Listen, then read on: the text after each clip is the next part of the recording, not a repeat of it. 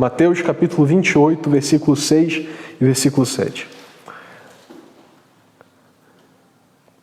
Eu vou ler um pouco antes, mas vocês podem acompanhar. Eu vou ler desde o versículo 1.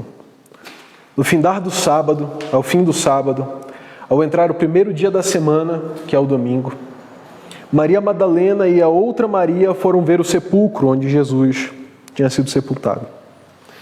E eis que houve um grande terremoto, porque um anjo do Senhor desceu do céu. Chegou-se, removeu a pedra e assentou-se sobre ela. O seu aspecto era como um relâmpago e a sua veste alva como a neve. E os guardas tremeram apavorados e ficaram como se estivessem mortos. Mas o anjo, dirigindo-se às mulheres, disse: não temam, porque sei que vocês buscam Jesus, que foi crucificado. Ele não está aqui, ressuscitou, como tinha dito. Venham, vejam onde ele jazia. E depois depressa, e dizei aos seus discípulos que ele ressuscitou dos mortos, e vai adiante de vocês para a Galileia. Ali vocês o verão, é como eu vos digo. Agora eu peço que vocês fechem os seus olhos e nós vamos orar ao Senhor. Bom? Senhor, graças nós te damos, Senhor, por esse povo que se reúne aqui, Senhor. Porque, Senhor, tu ouves as nossas orações, Senhor, as nossas súplicas, as nossas preces, os nossos pedidos. Peço, Pai, que o Senhor fale aos nossos corações, Senhor, poderosamente, Senhor. E para que eles entendam, Senhor, porque eu sei que tu entendes o que nós pedimos, Senhor, e o que eu falo, mas eu peço, Pai, que o Senhor fale conosco, Senhor, em poder nos nossos corações. E que nós digamos, Senhor, não tremiam os nossos corações enquanto nós te ouvíamos falar. Senhor, eu te peço, fala conosco, Pai. As nossas mentes para que a gente entenda e o nosso coração para que a gente sinta e seja transformado. E que a gente te conheça, Senhor. Que a gente conheça a Ti, Senhor. Tu, Senhor, que és Deus que te revelas. Senhor, eu te peço, em nome de Jesus, Pai, não me deixe desviar, Senhor, da sua doutrina, mas que eu entregue a mensagem tal como Tu queres, Senhor, tal como ela é, Senhor. E que eu me apoie somente em Ti, eu descanse em Ti, Senhor, e não em nenhum método, Senhor, performance, Pai, ou estética, mas que eu saiba, Senhor, que a obra é Tua e nós somos apenas instrumentos, Senhor, vasos nas mãos do oleiro. É isso que eu oro, Senhor, confiando, Senhor, e confiante de que Tu ouves as nossas orações. Em nome de Jesus, amém, Senhor. Hoje, como vocês sabem, eu gosto de fazer pregação expositiva. A gente pega um trecho da Bíblia, a gente disseca aquele texto ali, a gente entende tudo que ele fala. Mas hoje a pregação ela vai muito mais para um tema. A gente vai falar de um tema. A gente tem um texto de referência, mas a gente vai falar muito mais de um tema. E hoje eu quero falar com vocês sobre ressurreição. Ressurreição é importante que a gente entenda, porque ele é um tema central da Bíblia. Ele é fundamental para o cristianismo. Não existe cristianismo sem ressurreição. Não tem. Se você tirar a ressurreição, o cristianismo fica como um castelo de cartas. Tirou a ressurreição, tudo cai. Tudo. Tudo deixa de fazer sentido. Tudo. O apóstolo Paulo, lá no primeiro capítulo, em 1 Coríntios, capítulo 15, ele vai dizer assim: se Jesus não ressuscitou dos mortos, nós somos os mais miseráveis de todos os seres humanos. Quem são esses que ele diz que são os mais miseráveis de todos os seres humanos se Jesus não ressuscitou? Ele está falando, aqueles que creem. Nós que cremos em Jesus, nós que cremos que Ele é Deus, nós que cremos que Ele é o Messias, nós cremos que Ele ressuscitou dos mortos. Mas se Ele não ressuscitou dos mortos, os nossos pecados não foram perdoados. Se Ele não ressuscitou dos mortos, Ele não é Deus. Se Ele não ressuscitou dos mortos, a nossa fé é inútil. Então, um cristianismo sem ressurreição é um cristianismo inútil. Inútil. Sobram várias historinhas morais que, para falar a verdade, sem ressurreição, elas não valem de nada. O cristianismo é o que é, porque ele é um sistema doutrinário muito bem estruturado. E eu sei que às vezes a gente não gosta da palavra sistema, e alguns vão dizer assim, nós não temos religião, eu sou de Jesus. Você crê em alguns fundamentos doutrinários? Você crê que certas coisas você não pode abrir mão? Que cristianismo são essas verdades ligadas umas às outras? Então é um sistema. Mas não é uma religião como as outras. Não é simplesmente a gente tentando alcançar a Deus por meio de métodos e palavras-chave e frases de efeito. Não. A diferença já começa pelo fato de que, desde o jardim do Éden, Deus vinha se encontrar com o homem. E após a queda, toda a antiga aliança, todo o Antigo Testamento aponta por um Salvador que vinha. E esse Salvador que vinha, e é o Salvador que veio, e é esse Jesus que morreu, foi sepultado e ao terceiro dia ressuscitou, exatamente o que a frase fala. É um Salvador que veio. É o Deus que vem. Mais uma vez, não é a gente tentando alcançar Deus, é Deus alcançando a gente. Cristianismo é sensacional. É tão sensacional que é quase fantástico. E se não fosse pela fé dada pelo próprio Deus, a gente diria, é um pouco difícil acreditar nisso. Mas o cristianismo ele não é tão místico e tão louco, fantasioso, de tal maneira que a gente não possa apresentar defesas que são inclusive lógicas. A gente não possa olhar para a realidade e dizer, faz sentido. Dá para defender. E eu vou dizer uma coisa para vocês. Dá para defender. Dá. Com argumentos razoáveis. E eles só são razoáveis, e só dá para a gente entender essas coisas que são faladas. Só dá para a gente captar direitinho, porque esse Deus é o Deus da verdade. E Ele fala de uma maneira que a gente entende. A Bíblia vai falar de 3 ressurreições. E eu não estou falando de histórias de ressurreição diferentes. Eu vou falar de pelo menos 3 ressurreições diferentes. 3 ressurreições fundamentais. 3 ressurreições doutrinárias. E eu não falo nem dos milagres de ressurreição de quando Jesus ressuscitou alguns mortos. Ou de quando alguns profetas do passado também Deus usou para que ressuscitassem alguns mortos. Eu falo de 3 ressurreições diferentes. A primeira delas é essa ressurreição do nosso Senhor. Jesus ressuscitou dos mortos. Essa é a primeira. A segunda ressurreição é a nossa ressurreição espiritual. Nós estávamos mortos em nossos delitos e pecados. Deus nos deu vida em Cristo Jesus. E a terceira delas é a ressurreição do último dia. Porque assim como nós cremos que Jesus ressuscitou dos mortos, nós cremos também que Ele vai voltar para buscar o seu povo, a sua igreja. E essa é a terceira ressurreição da qual nós vamos falar. Todas essas ressurreições são importantes. A de maior importância é a do nosso Senhor Jesus, a ressurreição dele no terceiro dia após a sua morte. Eu não vou falar exatamente nessa ordem, mas eu vou começar pela de Jesus. O texto diz, ele não está aqui, ressuscitou como tinha dito, venham ver o lugar onde ele jazia, vão depressa e digam aos discípulos dele. Ele ressuscitou dentre os mortos, está indo adiante de vocês para a Galileia, lá vocês o verão. Notem, eu já disse isso para vocês. Eu vou repetir aqui algumas defesas, alguns argumentos que alguns de vocês já conhecem, mas vale a pena. A primeira coisa que a gente tem que saber é que a ressurreição de Jesus,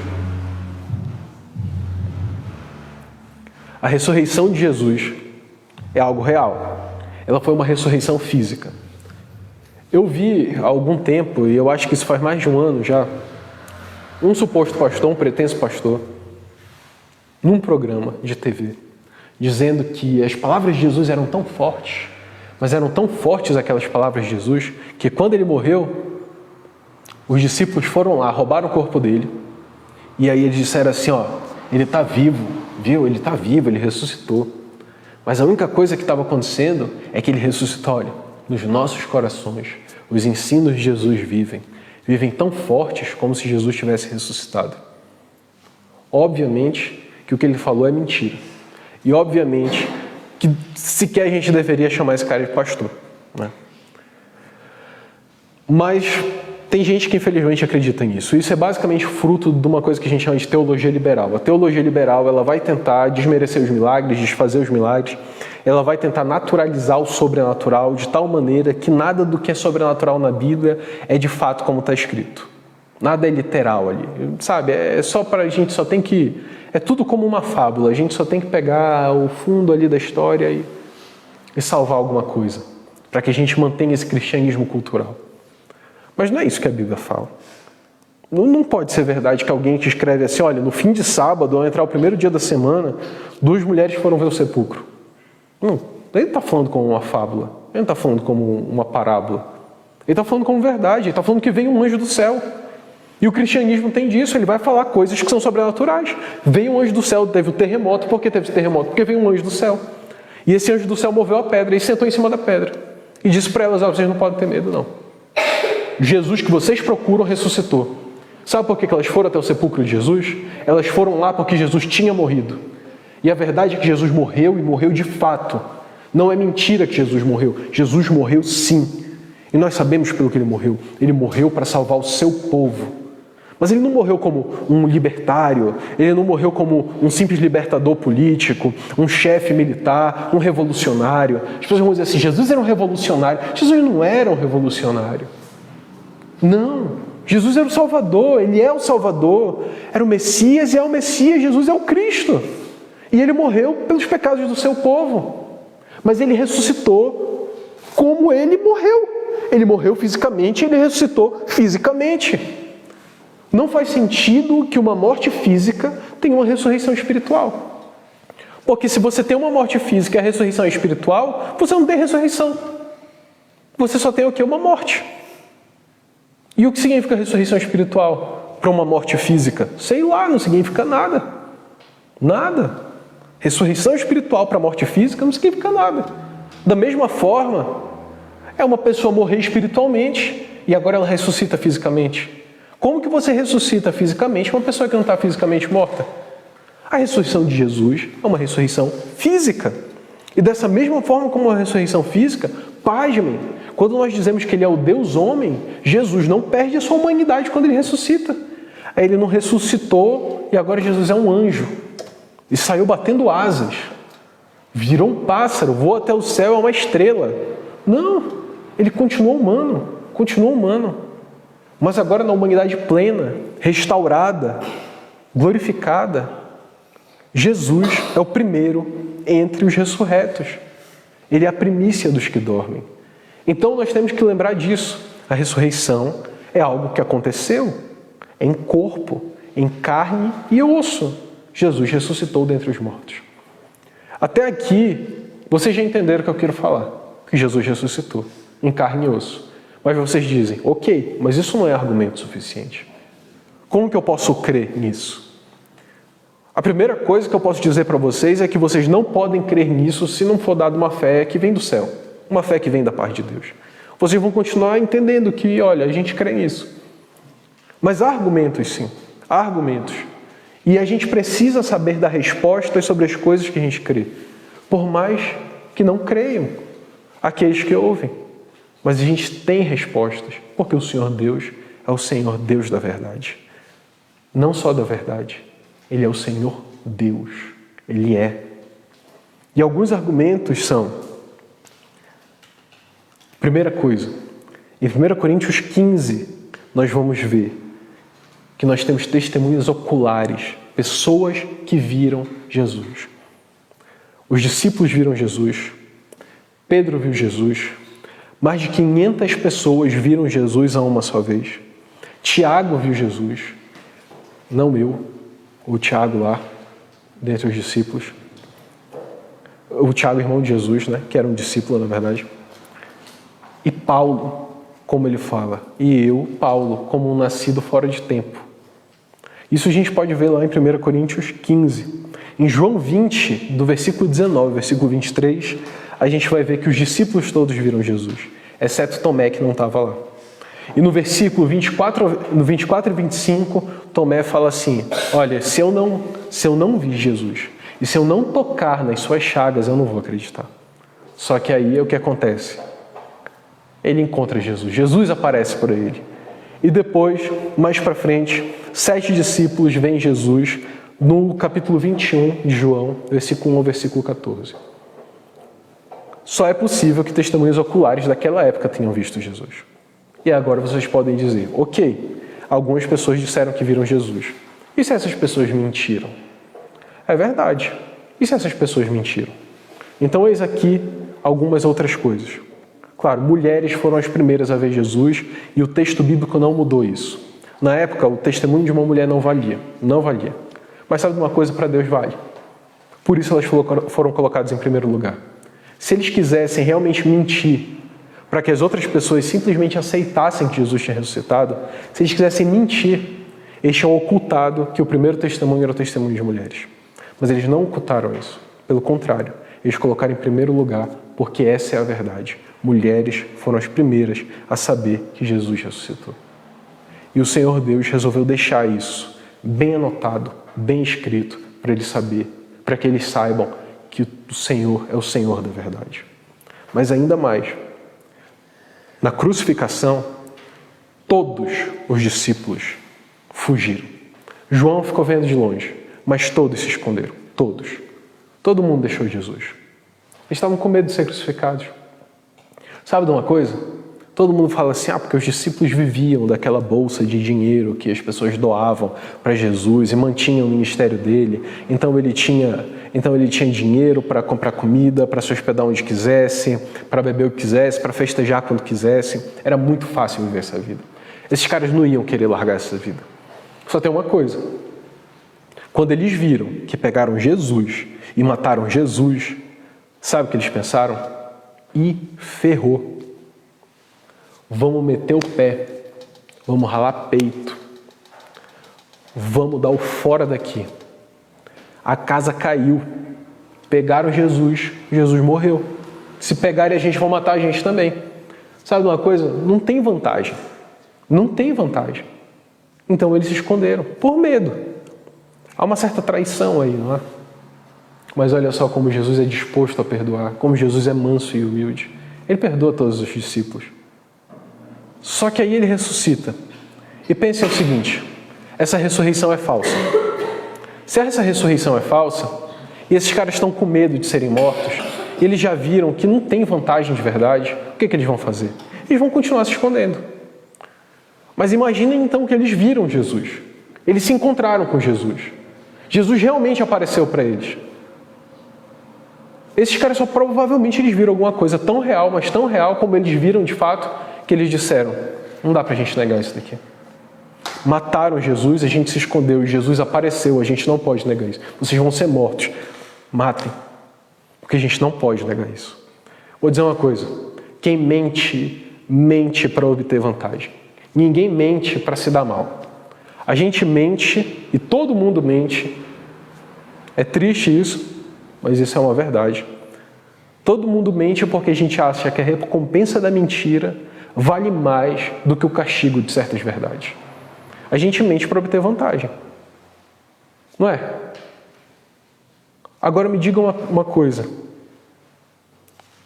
Por que esses caras mentiriam para obter que vantagem se eles foram mortos de maneira cruel? Decapitados, esfaqueados, foram esquartejados, crucificados de cabeça para baixo. Que vantagem é isso? Sendo presos várias vezes, açoitados, chicoteados, apedrejados, algumas vezes apedrejados até serem dados como mortos, seus corpos arrastados para fora da cidade, então eles acordaram. Que vantagem é isso?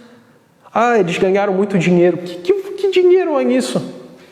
Que dinheiro que não pode comprar uma boa casa e segurança para 12 homens com milhares e milhares de pessoas que estão se convertendo e dando dinheiro para eles, se é isso que as pessoas achavam. Se vocês forem ver, inclusive a igreja de Jerusalém, ela até quebra porque todo mundo começa a vender suas coisas e sustentar os pobres. Os próprios apóstolos vivendo de uma partezinha do dinheiro só, sem ostentar e nada disso. Sendo pegos a todo momento pelo Império Romano ou por outros judeus. Havia cartas de autorização entre os judeus para que eles pudessem caçar os cristãos, os discípulos de Jesus, para prender os cristãos. para matar os cristãos, apedrejados, mortos como Estevão, que depois de expor todas as Escrituras e falar de como Jesus estava sendo anunciado, de Gênesis até aquele momento da nova aliança, depois de tudo isso, ele é apedrejado até a morte e fala: Senhor, eu te entrego a minha alma. Senhor, eis aqui, toma o meu espírito. Que vantagem é isso? Me diga uma coisa, agora vocês resolveram mentir, porque vocês querem bancar uma verdade por aí. Mas aí o pessoal começa a apertar vocês, começa a apedrejar vocês. Para onde vocês vão, vocês não são bem-quistos, vocês são mal-quistos. Ninguém quer vocês por perto, exceto aqueles que se convertem. E eles não são maioria. Naquele momento eles não são. São alguns e eles se reúnem escondidos porque eles também têm medo. Que vantagem é nisso? Não é como hoje a gente erra quando a gente julga o cristianismo do passado com a cristandade dos dias de hoje. Grandes templos, os pastores são como sultões, eles recebem altos montantes, largos montantes de dinheiro, eles basicamente têm participação nos lucros das igrejas. Igreja não é para ter lucro. Igreja não é para ter lucro. Todo trabalho é para ser, tudo que entra na igreja é para ser empregado na obra, para socorro daqueles que precisam e também para sustento da obra, óbvio. Igreja não é para enriquecer pastor, é completamente diferente aquele cristianismo desse cristianismo que a gente vê por aqui pelo Brasil. Sabe? E não pensem assim, que eu estou falando de uma tal forma que eu digo assim: olha, olhem para mim, eu sou completamente diferente desses homens, eu estou completamente imune a esses erros. Não, graças a Deus, eu creio que nós temos sido diferentes aqui, nós temos nos esforçado para isso, mas se nós pararmos de vigiar, o que vocês acham que vai acontecer se a gente abandonar as Escrituras, se a gente parar de olhar para os apóstolos, para Jesus, para esse Cristo ressurreto? A gente vai achar que a recompensa do cristianismo é para agora. É riqueza, é prédio, é templo, é carrão para o pastor. É isso. Mas a recompensa do cristianismo não é isso, não. Eu vou dizer para vocês o que é a recompensa do cristianismo. É Cristo. Cristo é o nosso tesouro, Ele é o nosso galardão, Ele é o nosso presente, Ele é o nosso tesouro. Cristo é o nosso prêmio, é por Ele que nós ansiamos. Como assim? Encontrá-lo pessoalmente, estar na presença dEle, estar nele, ser abençoado por Ele, falar dEle, ver outros conhecerem a Ele. Cristo é tudo, em todos, em cada uma das coisas que a gente faz e que a gente fala. E a gente peca muito, mas é o que a gente almeja, a gente deseja isso do fundo dos nossos corações. Os apóstolos também desejavam. E é por isso que nós dizemos que a gente tem que ficar firme na doutrina dos apóstolos. Vejam só que houve uma mudança radical na vida dos discípulos, a ponto de que eles preferiam morrer do que negar que Cristo tinha ressuscitado dos mortos. E sabe por que eles preferiam morrer? Porque Cristo ressuscitou dos mortos. E se Ele ressuscitou dos mortos, nós temos esperança naquilo que Jesus prometeu. E Ele prometeu salvação. Ele prometeu consolo para as nossas almas. Ele prometeu paz. Paz que o mundo não pode oferecer. Essa paz Jesus nos dá. Mas ainda, claro, tem um último argumento menor que esse, e que vocês podem também reparar no texto, é que tem um sepulcro vazio. E havia guardas nesse sepulcro. E a lei romana da época era que, se um corpo fosse roubado, os guardas deveriam ser mortos. Eles eram guardas inúteis. Eles deveriam ser mortos. Pena de morte para quem roubasse. Pena de morte para os guardas, caso conseguissem roubar um corpo. Acontece que esses guardas não foram mortos. A história nos mostra isso. A história nos fala isso. Pelo contrário, esses guardas ficaram vivos, não foram presos e saíram anunciando por lá que, olha, roubaram o corpo de Jesus. Eles preferiram subornar os guardas para que eles fizessem coro de uma narrativa romana e de uma narrativa à época judaica de dizer que Jesus não tinha ressuscitado dos mortos. O problema maior é que não tinha provas naquele tempo, não tinha provas contemporâneas. O que significa que eles poderiam simplesmente, olha, está todo mundo dizendo aí que Jesus ressuscitou, 500 ali disseram que Jesus apareceu para eles, outros 12 ali disseram também, 7 disseram que Jesus apareceu para eles. No meio do caminho, Outros 2 disseram assim, Jesus apareceu aqui pra gente. Começou a ter aparições de Jesus. Jesus não ficou andando lá e fazendo o ministério dele da mesma forma. Ele aparecia para os discípulos. Depois ele se retirava. Ele aparecia até que ele ascendeu aos céus de uma vez por todas. E apareceu depois, mais uma vez, a Paulo. Eles não tinham outras provas. Vejam só que se de fato, como também alguns que dizem hoje, que sequer tinham roubado os corpos, inventaram esse negócio de que ele ressuscitou, o corpo ficou lá, bastava uma coisa só que o Império Romano fizesse. E o Império Romano faria isso. Eles colocariam aquele corpo de Jesus num tablado e eles desfilariam pelas ruas de Jerusalém com aquele corpo morto. Mas eles jamais fizeram isso. E vejam, eles poderiam ter feito isso até com um corpo falso. Mas tamanho era tamanho era o choque com a verdade que eles não puderam sequer fazer isso. Ainda assim, todos esses argumentos não podem dar a vocês fé. Somente Deus pode nos dar fé. E essa ressurreição de Jesus, ela é crucial para que a gente saiba se a gente é cristão ou não. Sem crer nisso, não dá para ser cristão. Há ainda uma outra ressurreição, que é a ressurreição final. Como está lá em João 5, 28 e 29, que diz: não fiquem admirados com isto, pois está chegando a hora em que todos os que estiverem nos túmulos ouvirão a sua voz e sairão. Os que fizeram bem ressuscitarão para a vida. Os que fizeram mal ressuscitarão para serem condenados. Fazer o bem é crer em Jesus, se entregar a Jesus, ser transformado por Jesus. O cristianismo não é uma religião que salva por obras. A gente é salvo para fazer boas obras, não pelas boas obras. 1 Coríntios 6,14 diz: por seu poder, Jesus ressuscitou o Senhor e também nos ressuscitará. Naquele último dia, quando Jesus voltar, e sabe de uma coisa, Jesus vai voltar, nós seremos ressuscitados. Todos nós, os eleitos, para a vida. Aqueles que não creram em Jesus, para uma segunda morte. Lá em Apocalipse vai dizer que benditos são aqueles que passaram pela primeira ressurreição. Esses não passarão por uma segunda morte. A máxima é mais ou menos essa aqui, ó. Quem ressuscita 2 vezes, morre uma vez só. Quem ressuscita uma vez, morre 2 vezes. Como é isso? A primeira ressurreição é a conversão, da qual nós vamos falar agora. A segunda ressurreição é a ressurreição no corpo. E aqueles que ressuscitam uma vez só? Não tem uma ressurreição espiritual. Eles só ressuscitam no corpo. Passarão pela segunda morte. Ou seja, serão levados à condenação. E a gente não pode esconder que o cristianismo fala de condenação. A gente não pode retalhar o cristianismo e fazer dele o que a gente quer. O cristianismo é o que é. E a gente aceita ou não, a gente crê ou não.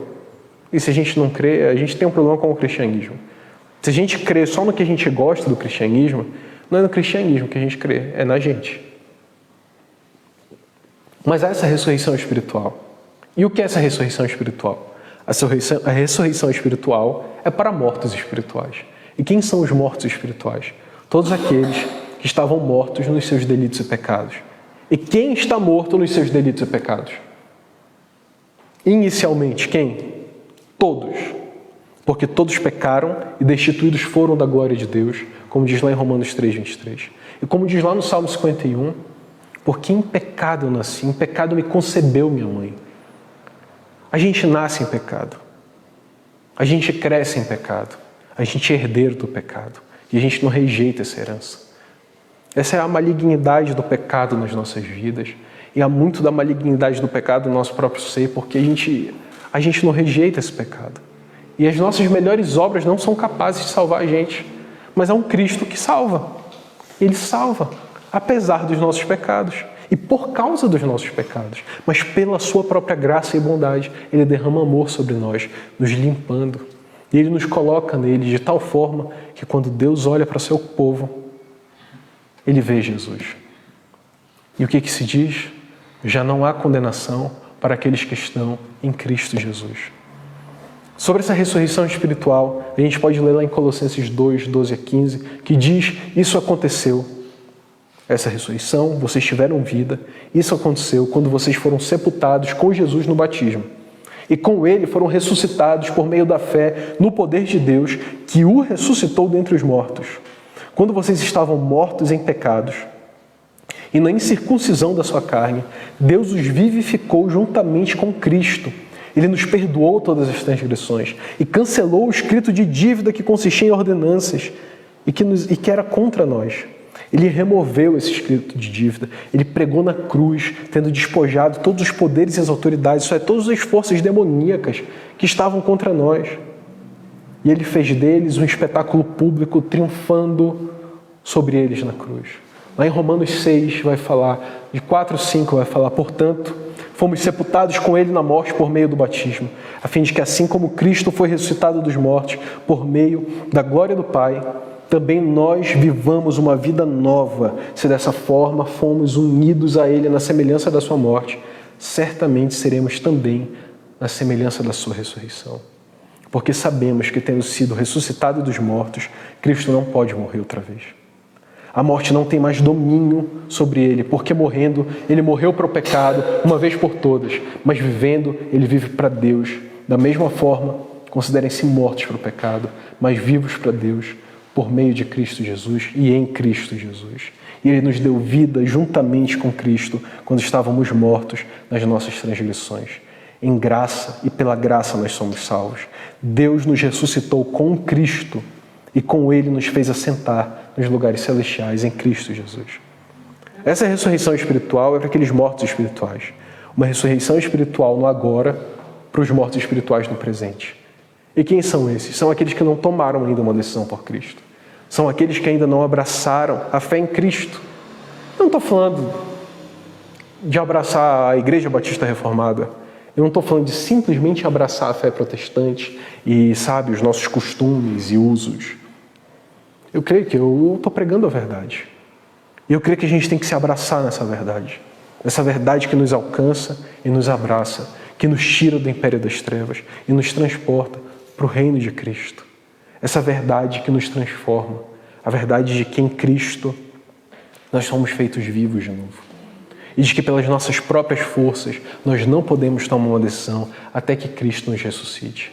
E Ele nos ressuscita para Ele, para que nele sejamos livres e vivos. E como que eu posso fazer isso? É simples.